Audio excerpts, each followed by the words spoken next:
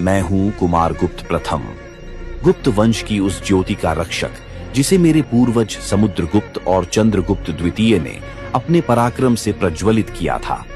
जब मैंने सिंहासन संभाला तब साम्राज्य विशाल था, पर चुनौतियां उससे भी बड़ी थीं।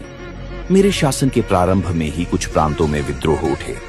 मालवा और पश्चिमी क्षेत्रों के कुछ सामंत स्वतंत्र होने का स्वप्न देखने लगे। उनका विद्रोह केवल सत्ता के लिए नहीं था, बल्कि गुप्त साम्राज्य की एकता को तोड़ने का प्रयास था।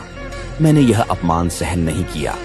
मैंने अपनी सेना संगठित की और स्वयं युद्ध भूमि में उतरा। संघर्ष भीषण हुआ, पर मैंने विद्रोहियों को परास्त कर स्पष्ट कर दिया कि गुप्त ध्वज अखंड रहेगा। इसके बाद पश्चिम दिशा में पुष्यमित्र नामक शक्ति ने चुनौती दी।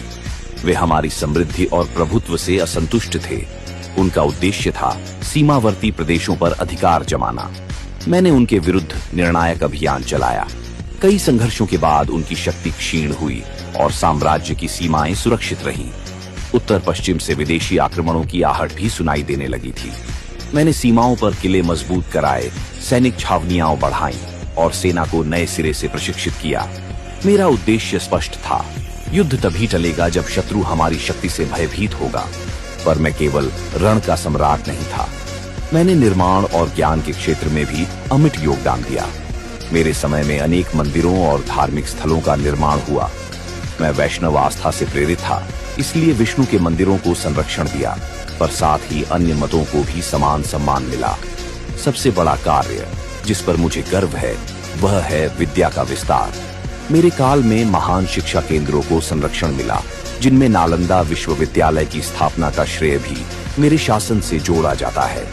मैंने समझा कि तलवार साम्राज्य को बचा सकती है, पर ज्ञान उसे अमर बनाता है। मेरी स्वर्ण मुद्राएं केवल व्यापार का साधन नहीं थीं, वे समृद्धि और स्थिरता का प्रतीक थीं। प्रशासन को संगठित कर मैंने प्रजा को सुरक्षा और न्याय दिया। मैंने अपने जीवन से यह सिद्ध किया कि सम्राट का धर्म केवल विजय पाना नहीं, बल्कि राज्य की रक्षा, संस्कृति का उत्थान और ज्ञान का प्रसार करना है। मेरे युद्ध स्वाभिमान के लिए थे और मेरे निर्माण भविष्य के लिए। यही मेरी विरासत है, साहस, संघर्ष और सृजन की अमर गाथा।